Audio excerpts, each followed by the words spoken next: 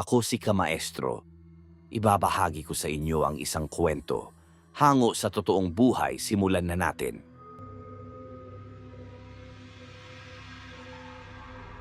Ano bang sinasabi mo, Ipong? Pwede bang manood ka na lang muna? Hindi magiging halimaw si Pilipo. Ngayon mo masasaksihan ang totoong kakayahan ng itak na hawak ng batang yan. Tugon ni Lolo Berong. Muling tinignan ni Ipong ang binata. Wala na itong nagawa. Dahil maging sina Romer at Belen, hindi rin gumawa ng paraan para pigilan si Pilipo. Naglalakad ang binata papunta kay Enrico na nooy nakadapa na sa lupa. Inapakan ni Pilipo ang ulo ng nilalang at itinutok ang itak sa likod nito. Ngayon, tanggapin mo ang parusang igagawad ko sa'yo. Wika ni Pilipo. Sabay tarak ng itak sa katawan ni Enrico. Laking gulat ng binata nang biglang magliwanag ang itak. At imbis na matupok ang katawan ni Enrico, unti-unti itong nagbalik sa pagiging tao. Hinugot ng binata ang itak. At sa pagkakataong iyon, alam nito sa sariling wala ng buhay ang kalaban. Ngayon, Ipong, nauunawaan mo na ba ang sinasabi ko? Ang totoong kakayahan ng itak na hawak ni Pilipo ay gawing malinis ang kaluluwa ng anumang nilalang ng dilim upang maayos silang makatawid papunta sa kaharian ng may likha. Isa itong banal na sandata na pinanday mismo sa tipak na bakal mula sa kalangitan. Ito ang kaputol ng kampilan ni Rahab Valensosay. Nanlaki ang mga mata ni Ipong sa mga narinig. Maging si Romer at Belen, walang kaalam-alam na ang itak na hawak ng anak, ang matagal nang hinahanap, nakaputol ng kampilan ng dakilang raha ng panay na si Valensosay. Sa mga hindi nakakaalam, isang maalamat na raha si Valensosay. Ito ang nagbigay ng daan upang lumaya sa pananakop ng mga Kastila ang pulo ng Panay. Noong panahong nagsisimula pa lang ang kolonyalismo sa bansa. Sinasabing may basbas mula sa mga diwata ang raha, dahilan para magtaglay ito ng kakaibang lakas na siyang gamit upang makipaglaban sa mga mananakop.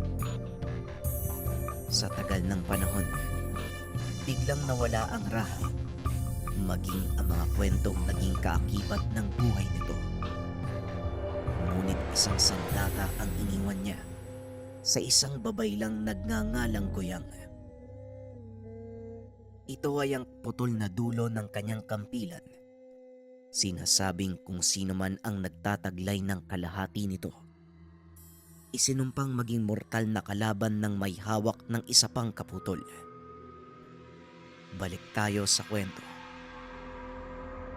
Matapos ang laban ay naupo sa sulok si Pilipo. Bigla itong nakaramdam ng matinding panghihina. Ito ang unang pagkakataon na maramdaman niya ang ganito. Dali-dali namang lumapit si Mira upang tignan ang sugat nito. Ngunit saktong paghawak sa kanya ng dalaga, biglang nawalan ng malay si Pilipo. Tarantang sumigaw ang dalaga para humingi ng tulong at dali-daling binuhat ang binata papasok sa kubo. Tumabi kayo at hayaan niyong ako ang gumamot sa aking apo. Wika ng matanda at kaagad itong sinuri. Biglang nanginig ang kamay ng matanda nang makita ang sugat ni Pilipo. Lo, ano po bang nangyari kay Pilipo? Bakit po siya nawala ng malay? Tanong ni Ipong. Ikinalulungkot kong sabihin sa inyo, ngunit nanganganib ang buhay ni Filipo. Malakas na kabandagan dumadaloy sa kanyang kaugatan. Masakit mang sabihin, ngunit wala na tayong magagawa para gamutin siya. Tugon ni Lolo Berong.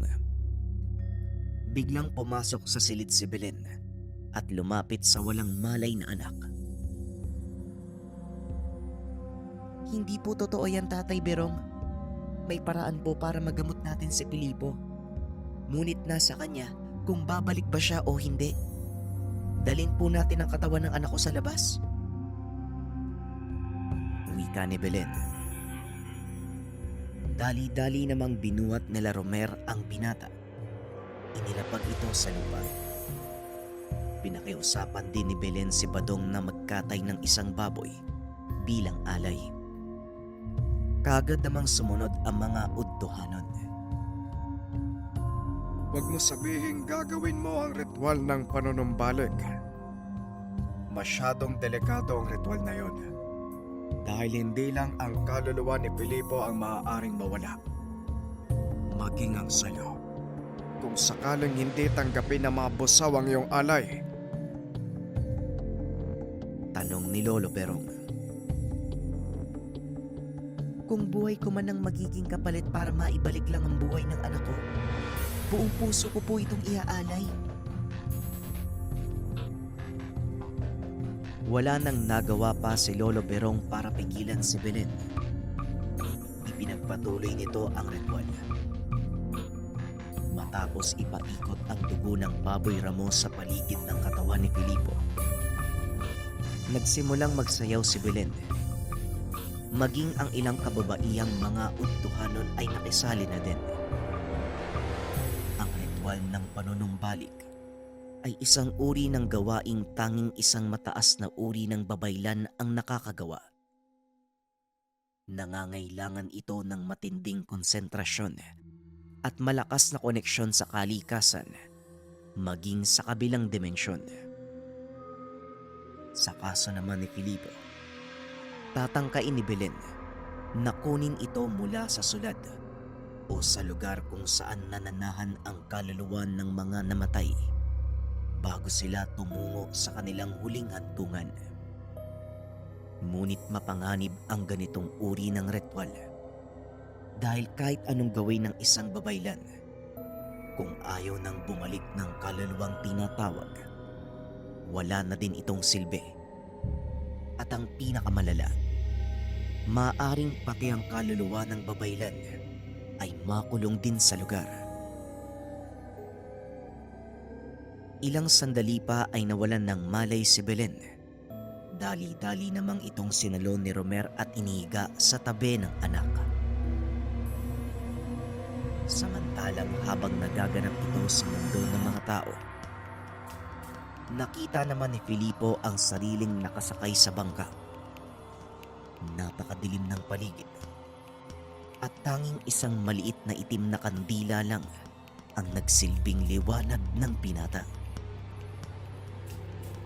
Inikot nito ang tingin, ngunit walang masipat na kahit ano ang binata. Hanggang sa makarinig ito ng boses mula sa likuran. Sa nakikita ko, tila hindi mo alam ang nangyayari. Maaari ko bang malaman ang pangalan mo, binata? Wika ng dalaga. Nakasuot ito ng itim na damit. May mga puting marka sa braso. Mga titik na hindi maintindihan ni Filipo. Mahaba ang buhok nito na sumasayad pa sa pinakasaig ng bangka. At wari ng binata, ito ang tagamaneho ng sinasakyan nila. Ang pangalan ko ay Filipo. Oo. Hindi ko nga alam ang mga nangyayari. Teka, anong lugar ba to? Bakit napakadilim saka sino ka naman? Tanong ni Filipo.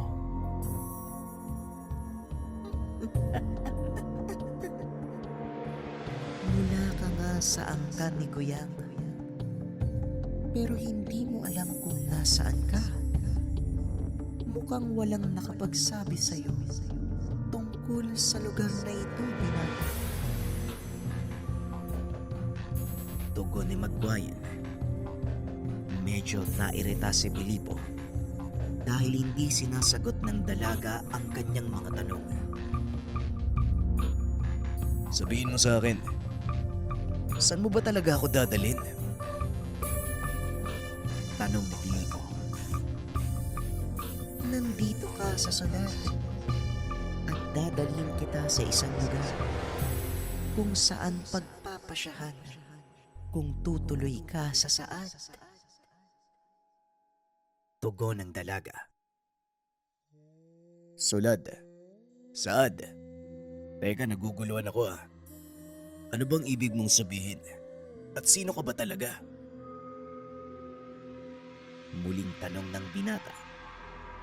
At sa pagkakataong ito ay sinagot lahat ng dalaga ang kanyang mga tanong. Nandito ka sa lugar kung saan dinadala ang mga namatay. Maglalakbay ang iyong kaluluwa sa walang hanggang kadiliman hanggang sa pagpasyahan kung ikaw ay babalik sa mundo ng mga buhay o tutuloy papunta sa saad.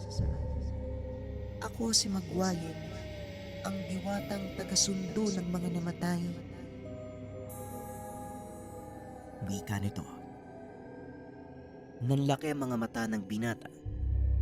Kinapaka pa ang pisngi at katawan. Napagtanto nito ang sinabi ng dalaga. Teka, sandali lang, Magwayan. Sulad, saad, linti.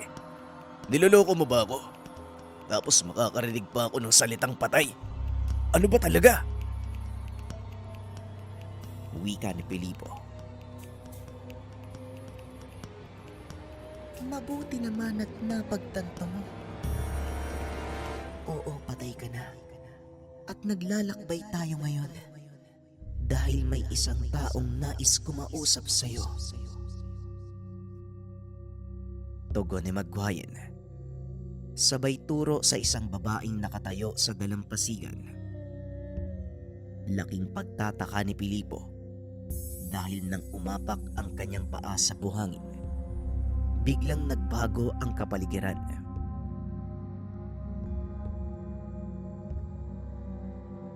Maligayang pagdating sa sulat. Kumusta naman ang iyong biyahe, Ginoo? Wika ng babae. Kung titignan ay halos kasing edad lang ito ni Filipo. Ngunit lingid sa kalaman ng binata, mas matanda ito sa kanya ng mahigit 100 taon. Hindi ko alam ang isasagot eh. Ang gulo ng isip ko. Nasaan ba talaga ako? At anong ginagawa ko dito? Tanong ni Filipo. Kung ano ang sinabi sa'yo ni Magwayan, yun ang katotohanan. Halika, sabayan mo ako maglakad. Wika nito. Pinagmamasdan lang ni Filipo ang dalaga. Nakasuot ito ng sinaunang kasuotan. Ngunit ito ay panglalaki. May nakasugpit pang kampilan sa tagiliran nito. Sa isip-isip ng binata, isa itong babaeng mandirigma. Ngunit nang makita nito ang braso ng dalaga, may mga nakaukit na letra na tanging sa mga babaylan lang makikita. Sabihin mo nga sa akin, mandirigma ka ba o babaylan? Tanong ni Filipo. Napahinto sa paglalakad ang dalaga at nilingon ang binata. Magaling. Mabuti at napansin mo. Pwede mong sabihing isa akong babaylan o mandirigma. Pwede ring pareho. Ikaw, sabihin mo sa akin, manggagamot ka ba o berdugo? Hindi nakasagot si Filipo sa tanong ng dalaga. Bigla nitong naitanong sa sarili ang kaparehong katanungan. Napangiti ang dalaga at inaya siya nitong magpatuloy sa paglalakad. Hindi mo makikita ang landas kung hindi mo kilala ang sarili mo, Filipo. Wika nito. Napangiti ang binata. Nagulat siya dahil kilala ng dalaga. Teka, paano mo ako nakilala? Tanong ni Filipo. Kilala ko ang lahat ng nagmula sa aking angkan. Halika, may pupuntahan tayo. Kaunting oras na lang ang natitira sa'yo. Tugon ng dalaga. Patuloy na naglakad ang dalawa hanggang sa makarating sila sa isang luntiang kapatagan. Inaya ng dalaga si Filipo na maupo. Pinaliwanag ng dalaga ang lahat. Alam kong magulo para sa iyo ang pangyayari. Ngunit ito ang katotohanan. Nandito ka sa mundo ng mga namayapa. Wika ng dalaga. Hindi pa ako maaaring mamaalam. May misyon pa akong dapat tapusin. At isa pa, may mga taong nag-aantay sa akin. Si Lolo Berong, si Bong, si Mira at ang nanay at tatay ko. Kailangan ko silang balikan. Tugon ni Filipo. Sa mga panong ito, tanggap na nila ang katotohanan na wala ka na. Ngayon nasa iyo ang pagpapasya. Kung gusto mong bumalik sa mundo ng mga buhay at makaranas ka ng sakit, galit, lungkot at paghihirap, o ipagpatuloy ang paglalakbay papunta sa saad kung saan walang hanggang kapayapaan ng mararanasan mo. Wika ni Goyang. Sandaling nag-isip ang binata. Tinitimbang nito ang sitwasyon. Hanggang sa magpakita sa kanya ang isang puting balahibo at ang kanyang itak. Bakit ko nakikita yung dalawang bagay na to? Tanong ni Filipo. Mamili ka sa dalawa, binata. Kapag pinili mo ang itak, babalik ka sa mundo na puno ng pasakit, pati na din ang hirap. Ngunit sa oras na piliin mo ang balahibo, dadaling ka nito sa saad, kung saan mamumuhay ka ng mapayapa sa mahabang panahon. Tugon ni Goyang. Hindi nagdalawang isip si Filipo na piliin ang itak. At sa sandaling hinawakan niya ito, biglang nag-iba ang kapaligiran. Muli silang dinala sa dalampasigan kung saan nag-aantay ang bangkang minamaneho ni Magwayen. Kung ganon, pinili mong bumalik sa iyong mga mahal sa buhay. Mahusay, Filipo. Pinapatunayan mo lang na isa ka nga sa mga nagmula sa ating angkan. Wika ng dalaga. Nakangiti ito sa kanya habang unti-unting lumalapit hanggang sa mahawakan nito ang pisngi ng binata. Kanino mo pa sinasabi yan? Hindi ko pa rin kilala kung sino ka. Pwede bang sabihin mo yung pangalan mo? Tugon ni Filipo. Bahagyang natawa ang dalaga at binunot ang kanyang kampilan. Tanggapin mo ang pagpapala ng mga bathala at ipaalam sa lahat na binasbasan ka sa pamamagitan ng kampilan ni Rahab Balinsosay. Ikumusta mo ko kay Berong? Nang sabihin mo, wag muna siyang pupunta sa saad hanggat hindi natutuwid yung pag-iisip mo. Ngayon lumuhod ka sa harapan ng iyong ninuno. Wika ng dalaga. Saka pa lamang napagtanto ng binata na ang karap ay walang iba kung hindi ang bugaytang babaylan na si Kuyang. Kayo po si Lola Guyang? Hindi po ako makapaniwala pero bakit ngayon nyo lang po sinabi? E di sana nakilala kita kagad. Tugon ni Filipo. Aba, at talagang sinisi mo pa ako sa kabagalang magproseso ng utak mo, ano? Sige na, wala ka ng oras. Kailangan mo nang bumalik. Dadaling ka ng bangkang yan papunta sa mundo ng mga buhay. Wika ni Guyang. At nakita na lang ni Filipo ang sariling nakasakay na uli sa bangka. Sa pagkakataon nito, naglalakbay na sila papalik sa kanyang pinanggalingan.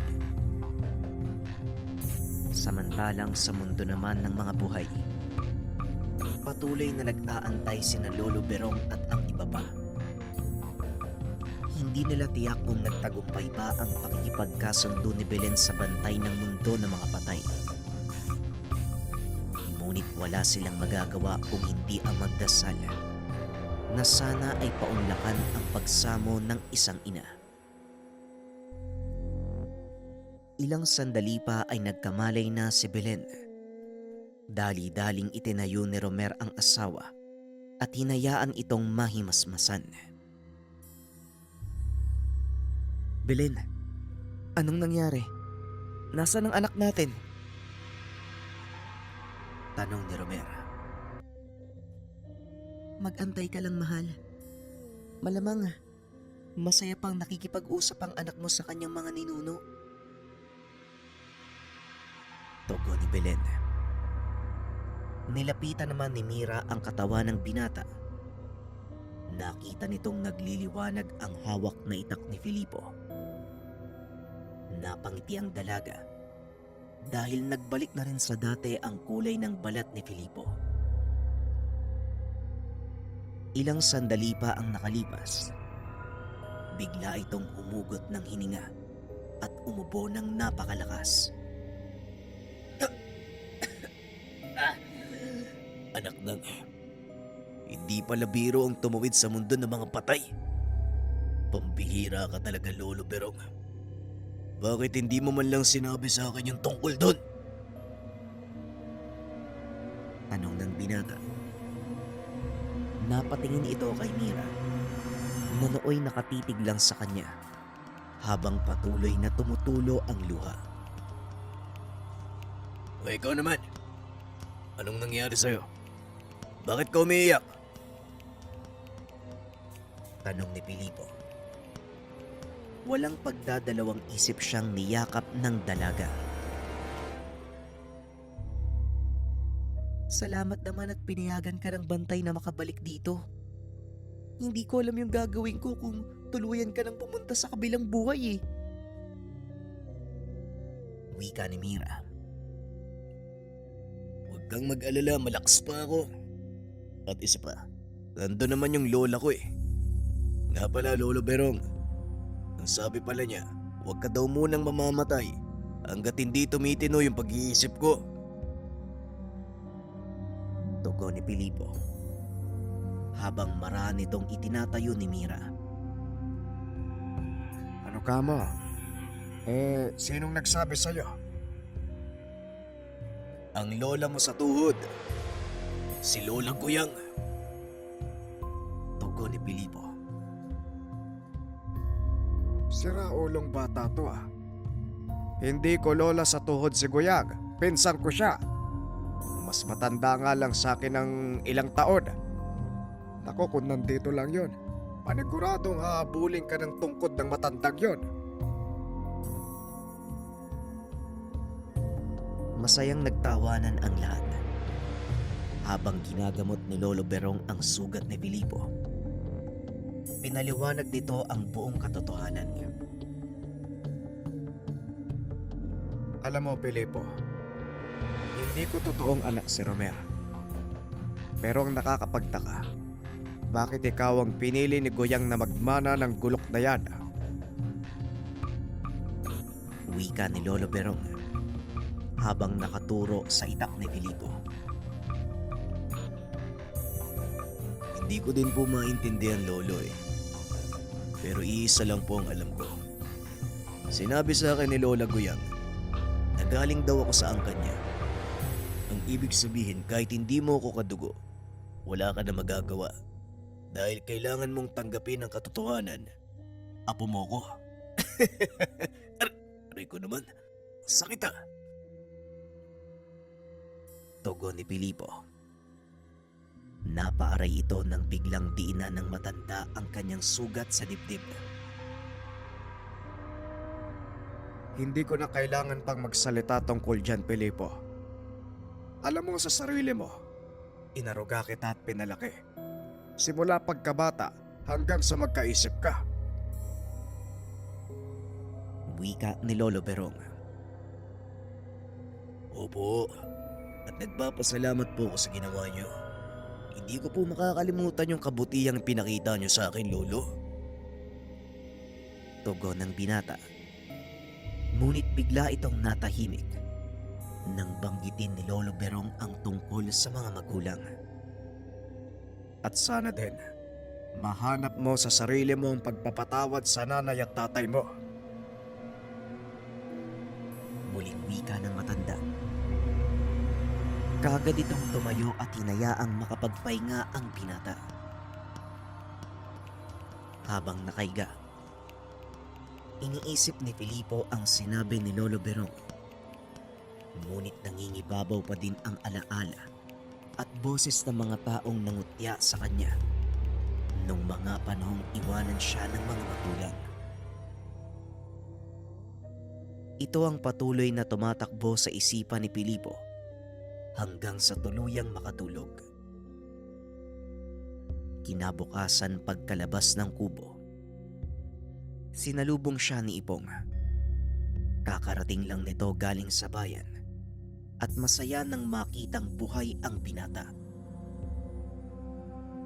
Tignan mo nga naman oo. Iba talaga ang masamang damo ah.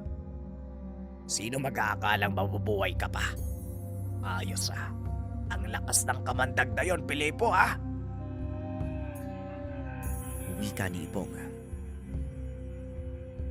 Oo nga, Manong eh. At ngayong nabanggit mo yung tungkol dyan, nagtataka ako kung anong uri ng nilalang si Enrico. Ang sabi ni Lolo Berong, hindi siya isang bangilan dahil walang pakpak ang mga yun eh. Pero si Enrico meron. Ano kayang meron sa kanya? Tanong ni Filipo.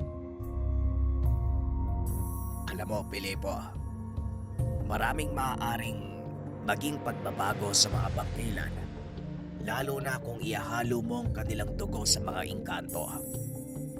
Dito nabubuo ang panibagong lahi ng mga aswang at ito ang layunin ni Matias. Wika ni Ipong. At dagdag pa nito, may ilang impormasyon siyang nakalap doon sa bayan. May namataang malalaking aso na gumagala sa lugar nang bibiktima ng mga tao sa daan. At ang mas nakakapagtaka pa, kahit tirik ang araw, sumasalakay ang mga ito. Habang nag-uusap ang dalawa, biglang dumating si Belen. Meron siyang dala na tasa ng kape. Ang tinutukoy mo ay mga gabunan, Ipong. Tanging uri ng aswang na may kakayahang magpalit ng anyo sa ilalim ng tirik na araw. Wika nito. Bagaman hindi nagsasalita, nakikinig si Filipo sa sinasabi ng ina. Kung gabunan ng mga makakalaban natin, ano ang maaaring iwasan? Paano natin sila matatalo? Lalo na't kaya nilang magpalit ng anyo sa ilalim ng tirik na araw. Muling tanong ni Ipong. Gaya din sila ng pangkaraniwang aswang. Ang kahinaan, kapag naputol ang kanilang ulo, kaagad silang mamamatay. Ngunit mas malaki lang sa lakoy kukumpara sa iba. Wika ni Belen. Matapos itong magpaliwanag tungkol sa mga gabunan, kaagad na itong umalis at siya namang pagpasok ni Lolo Berong. Kamusta naman ang pakiramdam mo, Pilipo? Tanong ng matanda. Maayos naman po pero mukhang makakalaban na naman po tayo. Tugon ni Pilipo. Narinig ko nga kay Ipong. Hindi pang karaniwan ang makakalaban nyo kung sakali po. Kaya ay pinapayo kong huwag magpadalos-dalos sa mga desisyon. Wika ni Lolo Berong. Kung malalakas ang kalaban, kailangan natin silang maunahan. Dahil hindi titigil si Matias hanggat hindi nakukuha ang gusto niya. Wika ni Ipong. Pero ano nga ba ang gusto ng taong yun? Dahil kung ako lang ang tatanungin, hindi ko lubos maisip kung ano nga bang gugustuhin ng isang kagaya niya. Tugon ni Pilipo. Iisa lang ang pakay ni Matias. Yun ay muling paramihin ang kanyang angkan. Matagal nang nagahari sa lugar na ito ang angkan ng mga bangkilan. Ngunit dahil na din sa nagiging pinsala nila sa mga tao, may isang lahing tumayo para pigilan sila. Pagpapaliwanag ni Lolo Berong. At dahil bago ito kay Pilipo, hindi na naman tumigil sa kakatanong ang binata hanggang sa napilit nitong magkwento ang matanda. Ang mga sumusunod ay mula sa salaysay ni Lolo Berong. Nang mga panahong hindi pa sinasakop ng mga Kastila ang Pilipinas, may isang maharlikang angkan ang nakatira sa Panay. Sila ang mga kadatuan. At bawat dato, may mga ahok na pinamumunuan. At ang mga ito, naglilingkod sa ilalim ng iisang raha. Ang buong kapuluan ng Panay ay nasa ilalim ng pamumuno ni Raha Balinsusay. Ngunit maliban sa mga maharlika, may mga angkang hindi nakikisalamuha sa karamihan. Ito ay ang mga aswang. Hindi lang iisa ang lahing naninirahan sa isla ng Panay. Nahati ito sa maraming angkan. 4 sa mga ito ang kinikilalang pinakamalalakas. Ang mga bangkilan, Magindara, Mandaragit at Mandurgo. Bawat isa sa angkan nito ay may kinikilalang pinakamalakas na gabunan. Maging ang mga pinuno ng kani-kanilang lahi, takot sa mga ito. Dahil kakaiba ang kakayahang taglay na mga gabunan. Bukod tanging nakakapaglakad at nakakapagpalit ng anyo sa ilalim ng sikat ng araw. Hindi rin nagbabago ang lakas ng mga ito. Hindi katulad ng mga pangkaraniwang aswang. Kailangan nilang mag-antay ng pagsapit ng dilim bago sumalakay. At dahil sa dumadami nilang populasyon, pinipili nilang tugisin ang mga tao para sa pagkain. Unti-unting lumaganap sa mga ahop ang kanilang ginagawa hanggang sa tuluyang magpasya ang mga taong labanan sila. Malaking digmaan ang naganap aswang laban sa tao, kampilan laban sa kuko at pangil ng mga nilalang ng dilim. Sa kabila ng lakas ng mga aswang, nagawa pa din silang talunin ng mga tao. Dahil sa pagkakagapi, napilitang magtago ang mga aswang. patuloy silang tinutugis ng mga tao hanggang sa maubos ang ilan sa mga lahi. Ang mga bangkilan at mandaragit ay piniling lisanin ang kapuluan at manirahan sa malayo sa takot na mahuli sila ng malupit na raha. Sa paglipas ng panahon, tuluyang nawala ang mga aswang sa kapuluan hanggang sa nasakop na mga dayuhan ang bansa. Bagaman nawala na ang legasiya ng dakilang raha, itinuloy ng mga henerasyon mula sa kanya ang pakikipaglaban. Balik tayo sa kasalukuyan. Manghang-mangha si Pilipo sa kwento ng matanda. Ngunit hindi nito maintindihan kung saan nanggaling si Guyang. Si Lola Guyang naman po, no? Paano po siyang nakilala? At bakit naging ganun siya makapangyarihan? Ano po bang meron sa kanya? Tanong ni Pilipo. Si Guyang naman ay isang babaylang pinili ng mga diwata. Isa si Guyang sa mga nakasalamuhan ni Raha Balinsosay at ang tanging pinagkakatiwalaan ng kanyang kampilan. Pagpapaliwanag ni Lolo Perong. At dito na naging malinaw ang lahat para kay Pilipo. Matapos ang pag-uusap ay nagpaalam ang binatang pupunta ng bayan. Sinamahan naman ito ni Ipong. Nung una ay ayaw pumayag ng binata, ngunit kalaunan ay wala na din itong nagawa. Ano ba kasing balak mong gawin sa bayan, Pilipo? Bigla-bigla ka na lang pupunta. Tanong ni Ipong. May titignan lang ako, Manong. Hindi kasi gumapalagay sa mga nasabi mo eh. Mga aswang na may kakayahang manalakay kahit tinikang araw.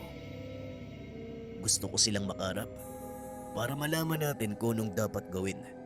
Kung sakali mang sumalakay sila, paniguradong iisa lang ang nag-utos sa kanila. Tugon ni Pilipo. Tama ka. Malakas ang kutob kong pakawala ni Matyas sa mga yon. Tandaan mo, Pilipo. Huwag kang gagawa ng anumang maaari mong ikapahamak. Hindi pa natin lubosang kilala ang bagong kalaban. Wika ni Ipong. Paulit-ulit nitong pinapaalalahanan si Pilipo. Dahil kilala niya ang ugali ng binata. Bigla-bigla na lang itong sumusugod nang wala man lang pasabi. Ngunit ang ipinagtataka ni Ipong, hindi dala ni Pilipo ang kanyang itak. Teka, sandali. Parang may kulang ah. Hoy, Pilipo. Hindi mo ata dala yung itak mo ah. Tanong ni Ipong. Kagaya nga ng sinabi ko, hindi ako makikipaglaban, Manong. Nandito lang ako para obserbahan ng mga nangyayari. Makakuha ng mga impormasyon sa kalaban natin. Gusto kong ako mismo ang makakita sa kanila. Gusto kong pag-aralan kung paano sila gumalaw. Tugon ni Pilipo. Nanibago si Ipong sa naging kilos ng binata. Dahil ni minsan hindi nito iniwan ang sandata kahit namimili lang sa bayan. Wala lang. Naninibago lang ako sa'yo. Huwag mo na lang akong pansinin ng mabuti pa. Maghanap tayo ng maupuan. Baka sakaling masumpukan natin ang isa sa kanila. Wika ni Ipong. Naupo ang dalawa sa isang bakanting upuan sa plaza. Pinili nila ang mataong lugar dahil alam ni Ipong na nakikisalamuha sa karamihan ang bago nilang kalaban. Wala namang nangyayaring kakaiba. Hanggang sa mapansin ni Pilipo ang isang bata. May hila-hila itong kambing. Habang naglalakad ay umiiyak ito. Dali-daling nilapitan ni Pilipo ang paslit para tanungin kung ano ang nangyari. Pipigilan pa sana ito ni Ipong. Kaso nga lang, wala na din siyang nagawa. Bata, anong nangyari? Bakit ka umiiyak? Nasa na mga magulang mo? Tanong ni Pilipo. Hindi makasagot ang bata dahil sa lakas ng pag-ikbi nito. Ang tanging nagagawa lang ng paslit ay ituro ang isang direksyon. Sinundan ito ng tingin ni Pilipo at nakita ang kumpol ng mga tao. Mukhang may kaguluhan sa gawing yan ah. Sandali lang, Pilipo.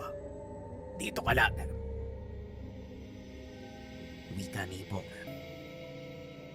Pinuntahan nito ang kumpol ng mga tao. Nakita ang isang lalaking nakahandusay sa daan. Sugatan ito at halos wala ng malay. Hinawi ni Ipong ang mga ito at nilapitan ang lalaki. Habang sinusunod, lumapit sina Pilipo at ang bata. Tumakbo ito papunta sa lalaki at itinulak si Ipong. Huwag mong lapitan yung tatay ko. Wika ng bata. Mabilis namang lumapit si Pilipo upang aluin ito. Bata, tutulungan namin yung tatay mo ha. May mga sugat kasi siya eh. At magaling namang gagamot yung kasama ko kaya huwag ka mag-alala. Magtiwala ka lang sa amin. Wika ni Pilipo. Kaagad namang huminahon ang paslit. Saka pa lamang tinanong ng binata kung ano ang nangyari sa kanila ng ama. Ayon sa bata, naglalakad sila papunta sa bayan upang ipagbili ang kanilang kambing. Ngunit sa kalagitnaan ng daan, hinarang ng ilang kalalakian ang mga ito at sapilitang kinuha ang isa sa dala nilang kambing. Dahil nanlaban ng lalaki, wala itong awang pinagugulpe ng mga kalalakian. Ayon sa bata, sinabihan siya ng isa sa mga lalaki na papatayin sa oras na magsumbong ito sa kinauukulan. Huwag kang matakot. Hindi nila kayo sasaktan. Manong Ipong, iatid natin sila sa kanilang tahanan. Tapos bumalik ka sa baryo. Sabihan ng mga kasamahan na mananatili ako sa bayan. Pakiusap, bumalik ka kagad. Dalin mo ang itako. Wika ni Pilipo. Kaagad nilang inalalayan ang lalaking makatayo. Itinuro naman ng bata ang daan papunta sa kanilang tahanan. Pagkarating sa lugar, ginamot ni Ipong ang mga sugat nito. Bago umalis, tinawag si Pilipo upang kausapin. Bakit, Pilipo? Anong iniisip mo at balak mong tulungan ng mga amang ito? Tanong ni Ipong. Kakaiba ang nararamdaman ko, Manong. Hindi kasi ko mapakali. Parang may kung anong nangyayari sa dalawang to. Kung totoo man ang pakiwari ko, hindi ko mapapatawad ang sarili kong hindi sila magawang tulungan. Tugon ni Pilipo. Matapos makuha ang kasagutan, kaagad na ding umalis si Ipong. Nanatili naman sa tahanan si Pilipo at ipinagluto ng pagkain ang mag-ama. Pinagmamasdan ni Pilipo ang paslit habang kumakain. Nakita ng binata ang sarili nung mga panahong kasing edad pa lang siya ng bata. Hindi ko alam kung anong dahilan mo sa pagtulong. Pero salamat ha. Ako nga pala si Tasyo. Wika ng lalaki. Wala pong anuman, Manong. Ako naman po pala si Pilipo. Sasabihin ko po sa inyo ang totoo ha. Nakikita ko ang sarili ko sa bata eh. Kagaya po ng anak nyo. Mahina din po ko nung magkasing edad kami. Naging biktima po ko ng mapag-aping lipunan at hindi ko matiis na makakita ng mga batang inaapi. Tugon ni Filipo. Alam mo, totoong sinasabi mo, Pilipo eh. Punong-puno ng mga mapang-aping tao ang lipunan. Dumagdag pa itong mga usap-usapan tungkol sa mga aswang na naglipa na sa bayan. Natatakot na tuloy ang ilang sa mga kababayan naming magtrabaho. Mas gugustuhin nilang mamatay sa gutom kaysa sa maging hapunan ng aswang. Muling wika ni Mang Tasyo. Biglang nabuhayan ng pag-asa ang binata. Sa mga narinig nito, alam niyang may makukuha siyang impormasyon tungkol sa mga hinahanap na kalaban. Ang totoo, Manong, manggagamot akong tumutugi sa mga aswang. Naparito kami sa bayan nyo para sana hanapin ang mga sinasabi niyong aswang. Maaari po bang sabihin mo sa akin kung anong alam mo sa kanila? Tanong ni Filipo. Hindi naman nagdalawang isip si Mang Tasyo na magkwento. Napag-alaman ni Filipo na tama ang sinabi ni Ipong. May kakayahan niyang manalakay ang mga kalaban sa ilalim ng tirik na araw. Padilim na ng mga sandaling iyon, ngunit hindi pa rin dumadating si Ipong. Nanatili pa rin si Filipo sa tahanan ng magdaba. Lalo pang lumakas ang kutob ng binata dahil sa mga sinabi ni Mang Tasyo. Kadalasang sinasalakay ng mga nilalang ang mga kabayang may nakatirang bata. Sakto ang lokasyon ng magdama dahil liblib na bahagi ito ng baryo. Wala na masyadong nakatira sa paligid. Nasa loob ng tahanan ang tatlo nang biglang makarinig ng mahinang kaluskos. Napapaligiran ng niyog ang bahay, kaya nagkalat din ang tuyong dahon nito sa lupa. Unti-unting lumalapit ang mga kaluskos hanggang sa tuluyan na itong nawala. Nanatiling alerto ang binata. Biglang may kumalabog sa bubong ng tahanan. Napasigaw ang paslit. Pilit naman itong pinatahan ng kanyang ama. Sinabihan ng binata ang dalawa na huwag magbubukas ng pintuan kahit ano pa ang mangyari. May kakayahang manggaya ng anyo ang mga aswang. Maging boses at kilos ng tao, kaya nilang gayahin. Kaya sa oras na lumabas ako ng bahay na ito, wag na wag mong bubuksan ang pintuan hanggat hindi ko binabanggit ang pangalan mo. Wika ni Filipo. O sige, Pilipo. Pakiusap. Mag-iingat ka. Tugon ni Mang Tasyo. At ikaw naman, huwag kang matatakot. Dahil lalo silang lumalakas kapag nararamdaman nilang natatakot ka. Huwag kang mag-alala. Dahil hindi ko sila hahayaang saktan kayo ng tatay mo. Wika ni Filipo sa paslit. Tumangulang ito bilang tugon. Matapos kaagad nang lumabas ang binata. Wala itong dalang sandata kung hindi ang karet na ginagamit panggapas ng palay.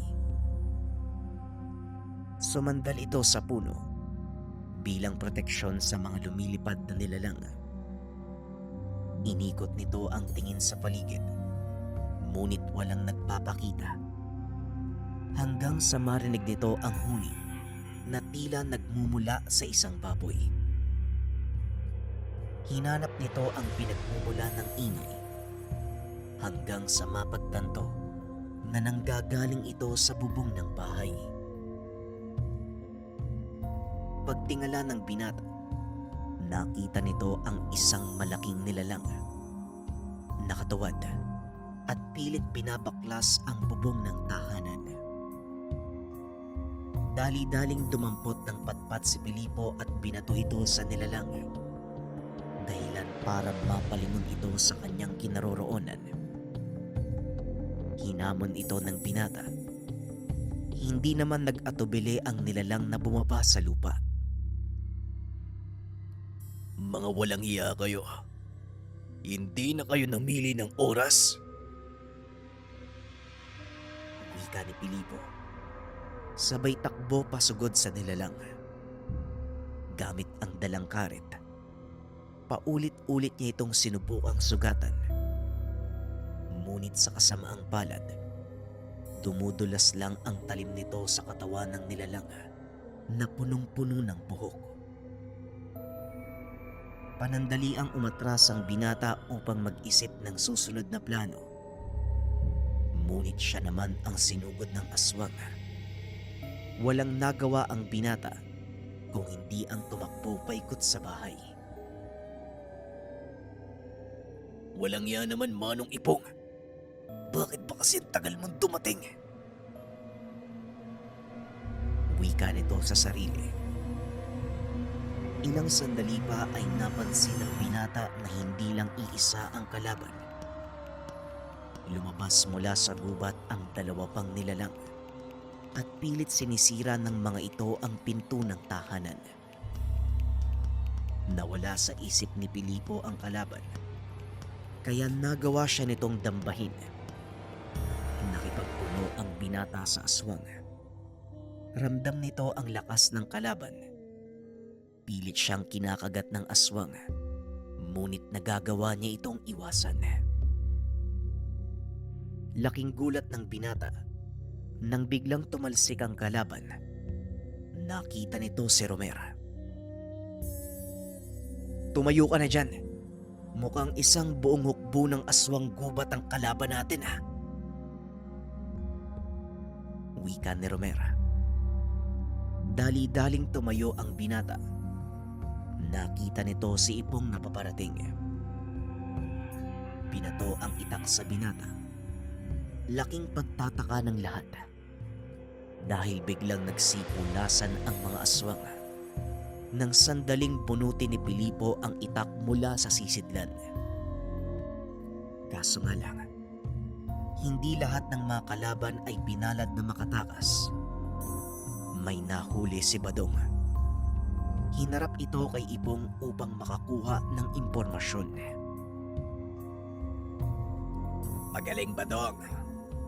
Sana nga lang, mapiga natin ang isang ko at magsalita kung ano ba talaga ang pinabalak ng kanilang pinuno. Wika ni Ipong.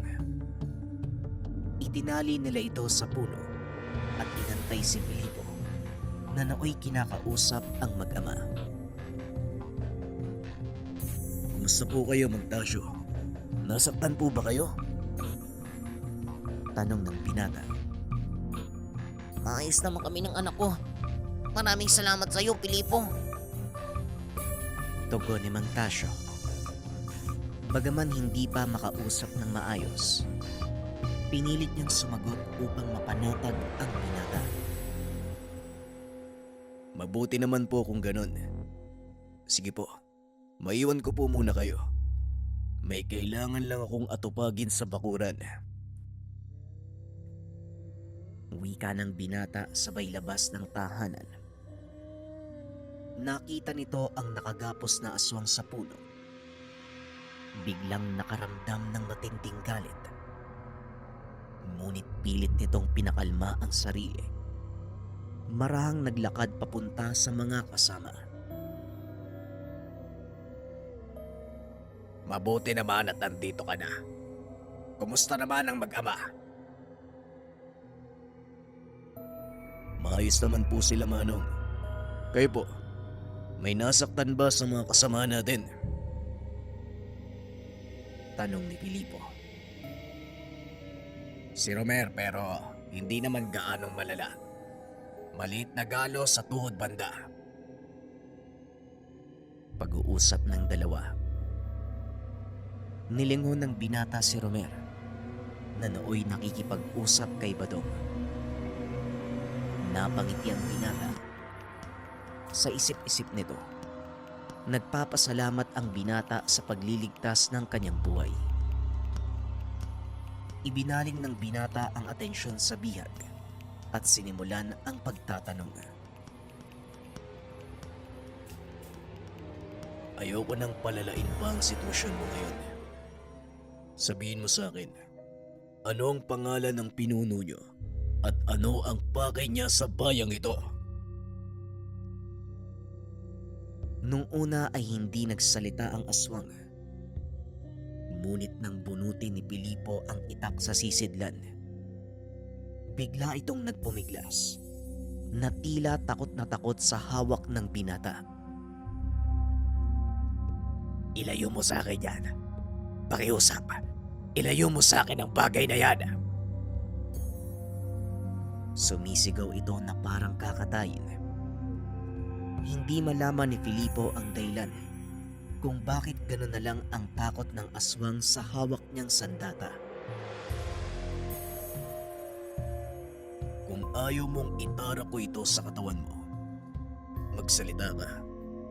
Hindi ko na uulitin ang tanong ko. Masyado nang mahaba eh. Nakalimutan ko na. Muling wika ni Filipo. Itinutok nito ang dulo ng itak sa leeg ng aswang. Bigla itong naniga sa sobrang takot. Oo, magsasalita na ako. Si Matias ang aming pinuno. Ang pakay namin sa lugar na ito para masigurado ang sapat na pondo ng aming pagkain sa oras na magsimula na ang digmaan. Wika ng aswang.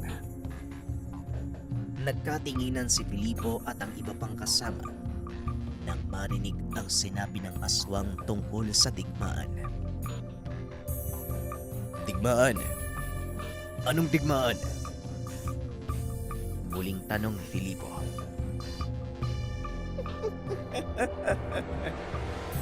Wala kang alam. Naghahanda ang aming Panginoon para maglunsad ng digmaan laban sa inyong mga tao. Una niyang pupuntiryahin ang mahihinang baryo. Susunod ang mga bayan at ang mga namumuno nito. Hanggang sa tuluyan namin panghawakan ng probinsya. Saka pa lamang namin paplanuin kung paanong sasakupin ang buong bansa. Tugon ng aswang. Nalabis namang ikinagulat ni Filipo. Hindi nga malayo mangyari ang sinasabi niya. Sa mga panong ito, malamang nakaipon na ng sapat na bilang ng mga alagad si Matias. Pero hindi ko alam na may ambisyon pala ang isang yon na pamunuan ng bansa. Wika ni Ipong. Muli namang sumagot ang aswang. Matagal na panahon ang inantay ng aming pinuno para maibalik sa kanya ang nararapat. Inagaw niyong mga tao ang kanyang teritoryo. Pinilit niyo siyang magtago sa loob ng mahabang panahon. At ngayong nakabalik na si Don Matias, wala nang makakapigil pa sa kanyang pag-angat. Wika ng aswang sa may tawa ng malakas. Naasar si Filipo. Pinugutan niya ito ng ulo. Mga aswang gubat ang nakalaban natin. Mababang uri ng mga aswang. Ngunit mahusay sila pagdating sa pagtugis. Kaya malaking lamang para sa kanilang kagubatan at iba pang masusukal na lugar. Tugon ni Ipong. Kaya nga kailangan nating ilayo sa kagubatan ng laban. Ngunit wala akong malaking hukbo para ipangtapat sa kanilang puwersa. At hindi ko din alam kung saan ako kukuha ng mga taong makikipaglaban para sa kanilang kalayaan.